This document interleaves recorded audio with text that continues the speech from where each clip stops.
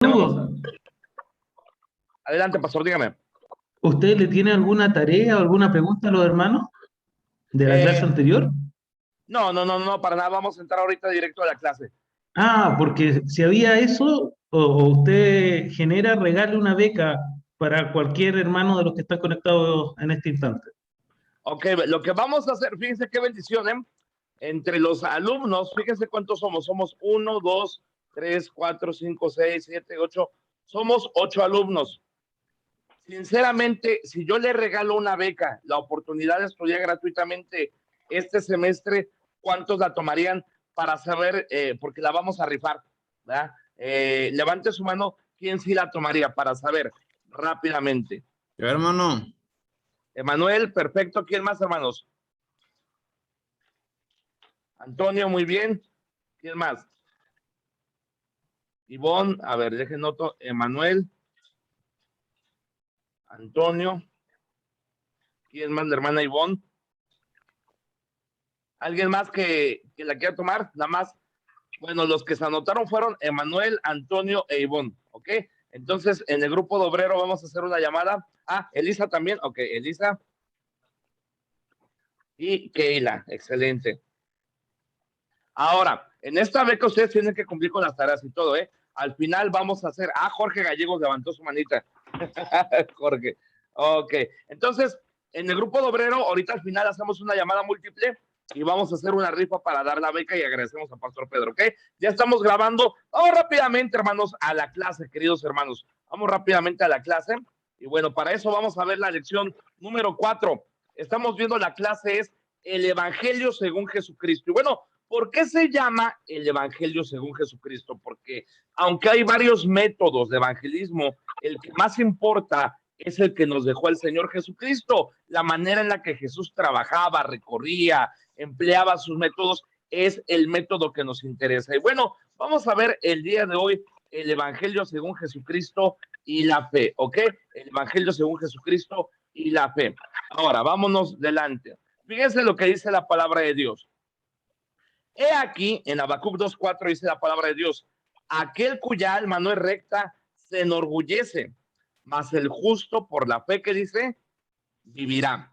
Luego dice Mateo 9:2, y sucedió que le trajeron un paralítico tendido sobre una cama, y al ver Jesús, ¿qué vio Jesús? Al ver Jesús, la fe de ellos, dijo al paralítico, ten ánimo, hijo, tus pecados te son perdonados. Y luego dice, pero Jesús, volviéndose y mirándola, dijo, ten ánimo, hija, ¿qué la salvó? Tu fe te ha salvado. Y la mujer fue salva desde aquella hora. Ahora, siguiente. Vamos a ver la introducción. A lo largo de este curso de evangelismo, hemos visto la manera en la que Jesucristo trabajó en esa área aquí en su ministerio terrenal.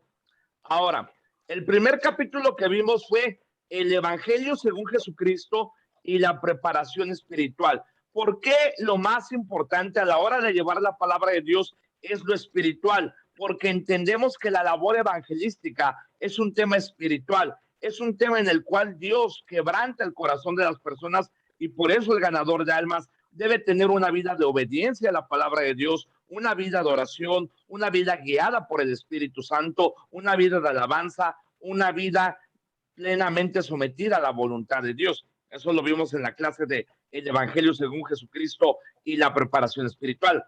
Luego vimos la segunda clase, el Evangelio según Jesucristo y el conocimiento de las Escrituras. ¿Qué vimos?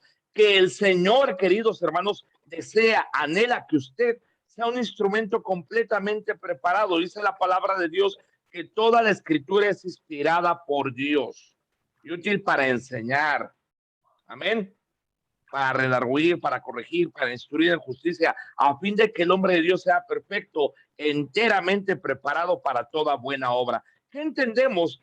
Que es cierto, Dios puede usar a cualquier persona para llevar el evangelio, pero que eso no es una excusa para no prepararnos. Debemos prepararnos lo más que podamos, hermanos. Leer la Biblia, leer todo lo que venga a la mente, aprender, tener un espíritu de hambre de aprender el Evangelio según Jesucristo y el conocimiento de la Escritura. Luego, la semana pasada vimos el Evangelio según Jesucristo y su estrategia. Y vimos la semana pasada que Jesucristo mismo tenía una estrategia. Él mismo, al ir, se les dio la estrategia: ir por todo el mundo y predicar el evangelio a toda criatura. Luego en Hechos vemos que Él les dijo: pero recibiréis poder cuando haya venido sobre vosotros el Espíritu Santo, y me seréis testigos en Jerusalén, en Judea, en toda Samaria y hasta lo último de la tierra. Jesucristo quiere que usted y yo tengamos una estrategia para alcanzar las almas. ¿Qué implica esto, hermanos? Que no puedo yo pretender ir a alcanzar a China, a Japón, si no he alcanzado mi cuadra para Cristo. Debemos tener una estrategia coherente con lo que estamos hablando. Ahora vamos a ver el siguiente punto. Esto fue la introducción. Veamos el punto que sigue, que es la fe. La fe, queridos alumnos, es un elemento primordial a la hora de llevar el evangelio. ¿Por qué? Porque fuimos salvos por fe. Y por fe creemos que todo aquel que invocar el nombre del Señor será salvo. Cuando salimos a predicar el evangelio, es necesario que creamos que el Señor tiene el poder para obrar. Si nosotros vamos dudando, diciendo, bueno, pues, a ver si alguien es salvo, a ver si Dios obra, obviamente usted no está teniendo fe. Nosotros tenemos que ir con la convicción de que no vamos en nuestro nombre, vamos en el nombre de Dios, que no vamos en nuestras fuerzas, vamos en el poder de Dios, y que la palabra del Señor nunca regresa vacía. La palabra del Señor siempre produce fruto. Ahora, con eso en mente, sigamos. ¿Qué ocupamos? Allá anótelo porque son preguntas de examen, ¿ok? Si no, puede ver el video después. Lo primero que ocupamos, queridos hermanos, es fe para sembrar. Fíjate que dice Salmo 126, 5 y 6. Puede buscarlo en su Biblia o verlo aquí en la página, ¿verdad? Dice la palabra de Dios: los que sembraron, ¿con qué? Con lágrimas. Me viene a la mente una escena de John Knox. John Knox fue un predicador grandemente usado por Dios allí en Escocia, y dice la historia de John Knox que él todas las noches en su habitación la gente lo oía llorar, quebrantado, y él le decía a Dios en oración: Señor, dame Escocia o me muero. Señor, dame Escocia o me muero. Este hombre tenía un quebranto, un sentimiento más allá de lo normal, porque él quería ver a Escocia para Cristo. ¿Y saben qué? En el tiempo de John Knox, toda Escocia o casi toda Escocia creyó en el Señor por un hombre que tenía pasión, por un hombre que sembró con lágrimas. Necesitamos hombres y mujeres que siembren con lágrimas, que tengan una carga real. Hoy en día, queridos hermanos, desgraciadamente, en muchas iglesias, muchos ministerios, la carga por el evangelismo, la pasión por el evangelismo, el hambre por evangelizar está apagado, está muerto. Vemos el evangelismo como un simple requisito. Bueno, tenemos que salir el sábado 1 hora, pues salimos. No, hermano.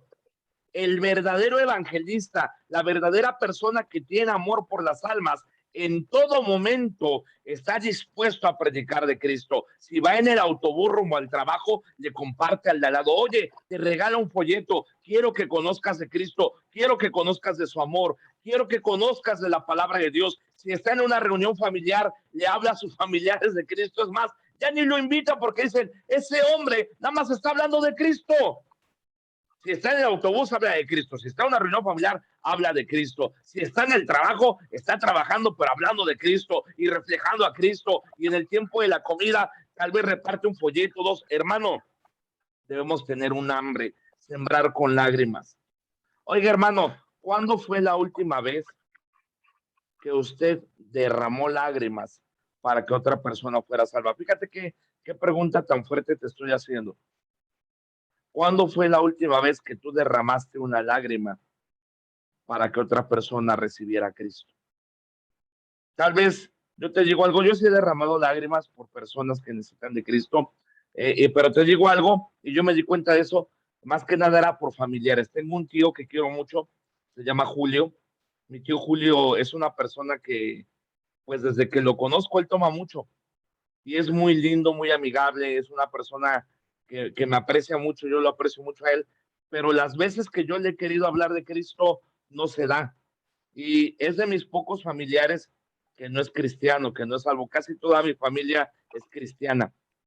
No sé si a usted le viene a la mente, tal vez sea su papá, tal vez sea su mamá, tal vez sea un hermano, una hermana, un primo, un tío, un ser querido alguien que usted aprecia que no es cristiano. Y tal vez usted va al Señor y dice, Señor, toca su corazón. Yo no quisiera que él vaya al infierno. Yo no quisiera que él muera sin recibir a Cristo. Sí está aquí conmigo. Pero pregúntese a sí mismo, ¿cuándo fue la última vez que usted derramó una lágrima para que alguien fuera salvo? Tal vez por eso, querido hermano, no estás viendo resultados. Es que, hermano, yo predico el evangelio y no hay resultado. Pues, ¿cómo va a haber resultados si no derrama lágrimas? Si no se quebranta, si no tiene un hambre, si no tiene una pasión, si para usted el evangelismo, más allá de un acto de obediencia, es un simple requisito que cumplir. Necesitamos entender que el evangelismo no es un requisito para cumplir o algo para impresionar a los demás o para decir, mira cuánto sé yo, cuántas almas gano yo. No, no estamos para impresionar a la gente, hermanos. No estamos en competencia con la gente. No estamos para decir, oh, mi iglesia tiene 100 o 200 o 1000. No, hermanos, eso a Dios no le interesa. A Dios, más allá de los números, de las formas, de los métodos, le interesa el corazón quebrantado, un corazón apasionado, un corazón tierno por las almas, un corazón que llore por las almas, un corazón que anhele ver gente salva, un corazón que anhele ver vidas cambiadas. Oiga, hermano, no hay nada más hermoso que esa persona que se quebranta para que otros sean salvos. ¿Qué ejemplo mejor, hermanos? Vamos a Mateo. Mire que dice la palabra de Dios en el libro de Mateo. Primeramente, hermanos, necesitamos fe para sembrar. Los que sembraron con lágrimas, dice la palabra de Dios, con regocijo, ¿qué? Segarán. Pero mire qué dice la palabra de Dios en el libro de Mateo. Y mire, dice la palabra de Dios, Mateo capítulo 9, texto 35. Recorría Jesús todas las ciudades y aldeas, enseñando en las sinagogas de ellos y predicando el evangelio del reino, sanando toda enfermedad y toda dolencia del pueblo. Pero mira que es el 36. Y al ver las multitudes, ¿qué tuvo, hermanos? Compasión. Al ver las multitudes, tuvo compasión de ellas. ¿Por qué? Porque estaban desamparadas, dispersas, que no, o como ovejas que no tienen pastor. Entonces dijo a sus discípulos, a la verdad la mies es mucha, mas los obreros pocos. Rogad al Señor de la mies que envíe obreros a su mies. ¿Qué necesitamos? Necesitamos fe para sembrar, necesitamos compasión, necesitamos un hambre, necesitamos tener un corazón quebrantado a la hora de llevar el evangelio. ¿Por qué cree, hermano, que Monterrey o varias partes están llenos de iglesias rancias? Siempre los mismos, nunca hay visitantes, nunca hay avivamiento, nunca hay vidas cambiadas. Pues ¿cómo va a haber avivamiento si nada más están pensando en ustedes? Si nada más están pensando en lo que les conviene y no están pensando en otros. Debemos de sacudirnos el polvo de las bancas y salir y llevar el evangelio. Número uno, necesitamos fe para sembrar, ¿ok? Ese es el punto número uno. Se requiere de fe para ir y llevar el evangelio a todo el mundo. Piensa por un momento en los primeros discípulos, piensa en el apóstol Pablo. Hermanos, ellos no tenían internet, no tenían aviones, no tenían vehículos, no tenían la promesa de un sostenimiento mensual, ni un porcentaje de una cantidad económica para ir al campo misionero. Hoy en día hay hermanitos que si no tienen, ay, si no me apoyan, yo no voy. Si no me dan dinero, yo no voy. Si no tengo un carro, yo no voy. Si no tengo internet, yo no voy.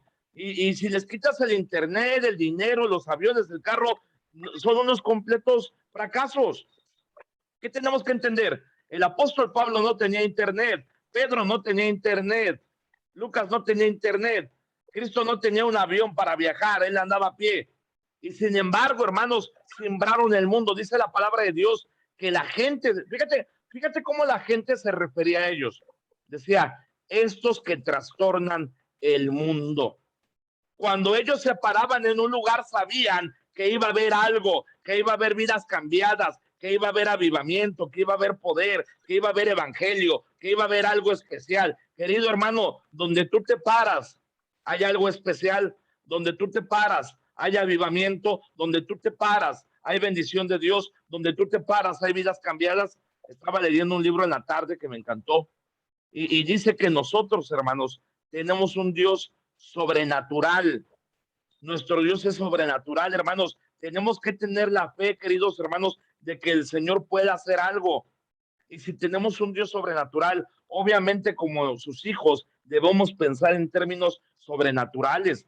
Tal vez tú pienses, oh, esa persona, ¿cómo Dios la va a cambiar? Piensa sobrenaturalmente, piensa que Dios la va a cambiar. Cuando yo voy allá a Dulam, cuando voy a la Coyotera y cuando veo un alcohólico, un drogadicto, una prostituta, un ladrón, un homicida, yo digo, Señor, tú puedes hacer de este hombre, de esta mujer, un predicador, un ganador de almas, alguien usado por Dios. ¿Por qué? Porque estoy tratando de pensar más allá de lo que mi fe me da. El domingo, hermanos, hago mi ruta en mi carro y llevo a alguien que se llama Víctor Manuel Torres. Víctor Manuel Torres, él era el distribuidor de droga ahí de la colonia. Y después del servicio me dice, hermano, qué bonito. Le digo, hermano, qué bonito que. Dice, yo nunca pensé venir a la iglesia con mi Biblia, escuchar la palabra de Dios. Dice, viera cuánto me gozo escuchando la palabra de Dios. Y hermano me dice, y yo nunca le he dicho que lo haga, pero dice, hermano, yo de repente me salgo con mi Biblia y le hablo a la gente de Dios. ¿Qué tiene usted que entender, queridos hermanos? Que el Señor tiene el poder para transformar cualquier vida. Hay vidas allá afuera, hermanos, que están como ovejas que no tienen pastor. Hay gente, hermanos, que necesita, por ejemplo, hoy aquí en México hubo una marcha muy grande a favor del aborto. Y los cristianos luego a poner en Facebook, ay, qué gente tan mala, qué gente tan corriente, ¿cómo están a favor del aborto? Yo me pregunto, ¿le has ido a testificar a una feminista? ¿Le has ido a testificar a un homosexual? ¿Le has ido no, es bien fácil de criticar. Lo difícil es ir y llevarles el evangelio. Ay, hermano, ¿y a poco una feminista va a escuchar? Claro que sí. Yo creo que Dios puede transformar el corazón de una feminista. Yo creo que Dios puede transformar el corazón de un homosexual. Yo creo que Dios puede transformar el corazón más sucio porque Él tiene el poder de hacerlo. ¿Sabe por qué? Porque debemos tener la fe. Número uno, fe para ir. ¿Por qué eran efectivos? Fíjese, ¿por qué eran efectivos a la hora de llevar el evangelio? Mira qué dice Hechos 5:28. Les decían, no os mandamos estrictamente que no enseñáis en ese nombre. Fíjate qué tremendo, hermano, ¿eh? Fíjate qué tremendo. Volvemos al punto. No tenían internet, no tenían avión, no tenían vehículos, no tenían apoyo, no tenían un toldo, no tenían nada. Mas, sin embargo, dice la palabra de Dios que llenaron a Jerusalén de su doctrina. Fíjate qué tremendo. Luego en el 15:19, con potencia de señales y prodigios en el poder del Espíritu de Dios. Fíjate Pablo, de manera que desde Jerusalén y por los alrededores hasta Ilírico, todo lo he llenado del Evangelio de Cristo. Pablo, hermanos, alcanzó todo el mundo conocido en aquel entonces como Imperio Romano para Cristo. Y no tenía WhatsApp, no tenía Facebook, no tenía Telegram, no tenía boletos de abordaje de un avión, tenía simplemente fe de que Dios lo podía hacer. Pero mire qué dice el 19, Hechos 19, 26 y 27. Fíjate qué tremendo. ¿A qué punto, hermanos, llegaba la fe de Pablo? Hechos 19, 26 y 27. Dice, pero veis y oís que este Pablo, no solamente en Éfeso, subraya eso, sino en casi que toda Asia. Wow. Ha apartado muchas. Fíjate, ya para que los que vendían imágenes religiosas se pusieran enojados, es porque mucha gente estaba dejando de comprarlas. Hermanos, llegará el día en que prediquemos el evangelio de tal manera que dejen de vender vírgenes. Llegará el día que prediquemos el evangelio de tal manera que cierren cantinas. Esta semana, hermanos, estoy yendo a apoyar a un pastor que se cambió de local. Tiene un buen problema. ¿Cuál es el problema del pastor? Que su iglesia está creciendo. Ya no caben donde están. ¿Y saben qué hizo el pastor? Rentó un lugar más grande. Pero ¿sabe dónde es ese lugar? Ese lugar antes, hermanos, era un bar, una cantina, un lugar perverso, un lugar sucio. ¿Y sabe qué, hermanos? El hermano dice, oiga, ocupo que me ayude a pintar y todo. Y dije, con todo gusto. Y platicando, una persona pregunté, bueno, ¿por qué cerró el bar? No, pues cerró porque ya no hay clientes. Y dije, me puse a pensar, bendito sea Dios, llegará el día que los cristianos prediquemos el evangelio de tal manera que digan, este bar ya cerró, ¿por qué? Porque ya nadie viene a tomar. Oye, y la fábrica de imágenes religiosas quebró, ya nadie las compra. Oye, ¿y por qué ya no hay narcotráfico? Ya no hay cárteles de droga. Bueno, porque la gente ya no compra droga, ya no compran cigarros, ya no compran cervezas, todos están yendo a la iglesia, todos están... Hermano, eso pasó, hermanos, en Chicago con Billy Sunday. Billy Sunday fue un evangelista grandemente usado por Dios, de tal manera, hermanos, que cuando Billy Sunday predicaba, hermanos, las cantinas le abrían. Decían, no, mucha gente se va a convertir con este hombre, mejor ni abrimos porque vamos a perder. Hermanos, ¿no le gustaría ser esa clase de hombre, esa clase de mujer, que donde quiera que predique, donde quiera que lleve el evangelio, marque la diferencia? El apóstol Pablo marcó la diferencia. Tanto, mire, ¿qué dice aquí? Y no solamente hay peligro, fíjate lo que decían estos que venden imágenes, que nuestro negocio venga a desacreditarse, sino que el templo de la diosa Diana sea estimado de nada y comienza a ser destruida la majestad de aquella quien venera Asia y todo el mundo. Era como si fueran a cerrar la Basílica de Guadalupe aquí en México, que dijeran, ya nadie cree en la guadalupana, mejor vamos a cerrar, no, mejor vamos a perseguir a Pablo. ¿Qué necesitamos? Necesitamos fe para sembrar. Tuvieron éxito. ¿Por qué tuvieron éxito? Porque no se fijaron en lo que no tenían.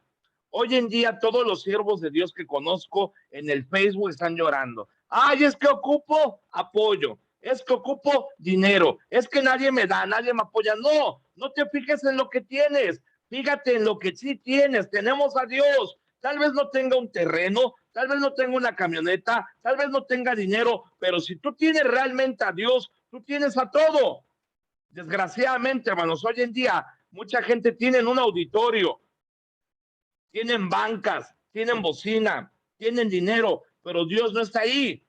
Asegúrate, querido hermano, que la presencia de Dios está ahí donde tú estás predicando. Sabían que Dios iba con ellos y la promesa que habían recibido. No lloriqueaban pidiendo recursos o quejándose de las persecuciones. La fe de alcanzar el mundo para Cristo llenaba sus corazones. Se requería de mucha fe para ir, sabiendo que perderían propiedades, amigos, familia y hasta la vida. Eso sí era ser cristiano, porque ahí en aquellos tiempos bíblicos, cuando tú decías que eras cristiano, te quitaban tu propiedad, te quitaban tu casa, a veces te aventaban a los leones, te quemaban vivo. Hermanos, necesitamos esa fe para sembrar. Pero mire qué dice, pero no hallándolos, trajeron a Jasón y a algunos de los hermanos ante de las ciudades diciendo, estos que trastornan el mundo entero han venido para acá. Ahora, quedan 10 minutos de clase. Ahora, número 2, fe para esperar de Dios el crecimiento. Número 1, fe para sembrar. ¿Estamos de acuerdo? Número 2, fe para esperar de Dios el crecimiento. ¿Qué dice? Yo planté, Apolo regó, pero el crecimiento lo ha dado Dios. Hermanos, si estamos llevando la palabra de Dios, va a crecer. Es por eso, hermanos, que una iglesia que no crece es porque no está evangelizando. Toda iglesia que está evangelizando va a tender a crecer, no solo en números, sino espiritualmente, en armonía, en paz, en fruto del Espíritu. Se va a extender, va a empezar más misiones, va a empezar más iglesias. ¿Por qué? Porque Dios da el crecimiento. Mire qué dice aquí, yo planté, Apolo regó, pero el crecimiento lo ha dado Dios. En la palabra de Dios se compara la labor de llevar el evangelio con la labor de un sembrador. Si entendemos bien esa labor, veremos que el trabajo del sembrador es ir y sembrar la semilla, no hacer que la semilla crezca. El que siembra esperando que habrá un crecimiento, pero no da el crecimiento. No sé si me están entendiendo. Cuando yo voy y predico la palabra de Dios, mi trabajo es sembrar, mi trabajo es predicar, pero ¿quién va a dar el crecimiento? ¿Quién va a dar las almas salvas? ¿Quién va a convertirlos? Dios. Y hay gente que se desanima de repente. Ay, es que yo salgo y salgo y salgo y no hay resultados. Encárgate de sembrar, encárgate de sembrar, encárgate de sembrar. Sigue sembrando, sembrando, sembrando, sembrando. Y dice la palabra de Dios que los que sembraron con lágrimas, con regocijo segarán. Primeramente necesitamos fe para sembrar. Pero número 2, ocupamos fe para esperar de Dios el crecimiento. Hay gente, hermanos, que te va a cuestionar. Dice, hay gente que siempre cuestiona a los ganadores de almas. Ganaste una persona, pero ¿dónde está? Siempre aquellos que nunca ganan almas critican a los que ganan almas. Ay, sí, ganaste un alma, pero ¿dónde está? Bueno, yo sembré, Apolo regó, pero el crecimiento lo da Dios. Luego, y esto lo hacen mucho los calvinistas, ¿verdad? Los calvinistas que ni ganan almas, ¿verdad? ¿Realmente eran sinceros aquellos que hicieron profesión de fe? Yo no puedo ver la sinceridad. Yo no tengo un aparato que cheque, no hay un sincerómetro. Estaría padre que hubiera un sincerómetro, ¿verdad? Para checar la sinceridad de las personas, pero no lo hay. Yo no puedo saber si Emanuel o Antonio son sinceros conmigo. Yo no lo puedo ver, pero Dios sí lo ve. Entonces yo no puedo saber si la persona que oró, que hizo la profesión de fe, fue sincera o no, pero Dios sí lo ve. Nuestro trabajo, ya no te les pregunté de examen, nuestro trabajo es sembrar. El crecimiento que lo da Dios. Siguiente. Eso no significa, ojo, présteme atención, eso no significa que no demos un seguimiento a aquellos que son salvos. Hay que darles un seguimiento. Pero hay ocasiones en las que literalmente uno testifica a una persona y ya no lo vuelve uno a ver, ¿verdad? Pero el ganador de almas debe ser un hombre de fe para sembrar y ser sabio en el crecimiento de la semilla. Me recuerdo, hermanos, de una ilustración que dio el que era mi pastor, hermano Kevin Wynn, de una vez en Chicago, cuando él era estudiante de colegio bíblico, y él ganó a Cristo a una persona afroamericana. Y dice el pastor Kevin que la persona pues estaba sin interés ni prestando atención, pero al final recibió a Cristo. Y el hermano Kevin se fue diciendo, este ni fue sincero, ni creyó. Pero dice que pasaron 20 años, hermanos, y el hermano Kevin se volvió a topar con esta persona. El hermano Kevin ya no lo reconocía, pero la persona sí se acordaba del hermano Kevin. Y dijo, hermano Kevin, ¿te acuerdas hace 20 años? No, dice, tú viniste a mi casa, me hablaste de Cristo, yo fui salvo. Ya no te volví a ver, pero tomé el folleto, tenía la dirección de la iglesia, llegué a la iglesia y aquí estoy. Hermano, ¿cuántas veces pensamos, no, esto fue bien sincero y ni era sincero? Ya ves que decimos, no, hombre, este ni se va a convertir y se termina convirtiendo. Tenemos que tener fe para sembrar, pero fe para esperar de Dios el crecimiento. Sigamos. 3, fe para cegar con gozo. Nos quedan 5 minutitos. Vamos a apurarnos. Se necesita fe y visión para esperar la ciega con gozo. Es ahí donde muchos bajan la guardia y pierden el ánimo y gozo de predicar el evangelio. Tenemos, ojo, préstame atención acá, tenemos que ver a las almas como Dios las ve. En pocas palabras, aprenda a ver el producto terminado. ¿Qué es eso, hermano Hugo? Bien sencillo. Si tú ves a una persona ahí, por ejemplo, muchos me preguntan, bueno, ¿por qué da clases en el colegio? Si los muchachos ni ponen ganas ni nada. Es que yo no los veo ahorita como están. Yo, por ejemplo, voy a Antonio y yo ya lo veo hecho un pastor, o a Emanuel. Yo los veo, yo visualizo un futuro. Por ejemplo, ahorita ya hay pastores que estuvieron en Obrero, el hermano Ernesto, el hermano Ezequiel, Gonzalo está en la sierra. Y les digo algo, no es pérdida de tiempo enseñar aquí en el colegio. ¿Por qué? Porque yo veo el producto terminado. Yo sé que un día Antonio, Dios lo va a usar para empezar tal vez una iglesia, una misión, tal vez Emanuel sea evangelista, qué sé yo. Hay que aprender a ver a las personas como Dios las ve. Aprenda a ver el producto terminado. Créeme que si aprendemos a ver las cosas como Dios las ve, tendremos gran bendición. Fue para una siembra abundante. No es malo ganar uno, pero siempre es mejor ganar a 1000. Cuando usted salga a predicar el evangelio, busque ganar la mayor cantidad de gente posible. Fue para buscar llevarse el galardón, fue para ver vidas cambiadas, fue para alcanzar el mundo con el evangelio. Por último, 3 textos, fíjate que dice, en esto es glorificado mi Padre, en que llevéis mucho fruto y seáis así que mis discípulos. No tiene nada de malo y es bíblico llevar mucho fruto. Mire qué dice Corintios 9:24. ¿No sabéis que los que corren en el estadio, todos corren, pero uno solo se lleva el premio. Y mira que dice el último, corre de tal manera que, ¿qué? Que lo obtengas. Y luego dice Marcos 1:38, vamos a los lugares vecinos para que predique también ahí, porque para esto he venido. Vamos a la conclusión. La fe es un elemento no negociable a la hora de llevar el evangelio. Fíjate, tres cosas que esto es importante, es pregunta de examen, ¿eh? La fe nos va a ayudar a sembrar, esperar y cegar, ¿eh? La fe nos va a ayudar a sembrar, esperar y cegar. Ojo, la fe nos ayuda a ver las cosas como Dios las ve. La fe nos ayuda a dar pasos cuando no queremos darlos. Así es que, queridos hermanos, esta fue la clase de hoy, el Evangelio según Jesucristo y la fe, ¿ok? Así es que gracias por su tiempo. Fue una clase cortita, pero esperando sea de bendición. Ahorita vamos a hacer la rifa de la beca, una materia del Seminario Bautista Teológico Logos. Y bueno, ahorita en WhatsApp vamos a hacer una llamadita grupal. Vamos a poner unos papelitos con los nombres de ustedes que accedieron. Nada más en el grupo de WhatsApp ponga beca y ya sé que usted va a ser participante de esa beca. Solamente uno lo va a ganar, ¿ok? Y bueno, alumnos, nos queda un minuto. No sé si quedó alguna duda, una pregunta, un comentario, algo que agregar. ¿Alguien, hermanos? Adelante.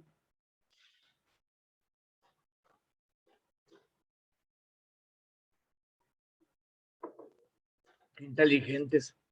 No, hermano, bueno, era Dígame. algo que estaba pensando ahora que son los martes de evangelismo.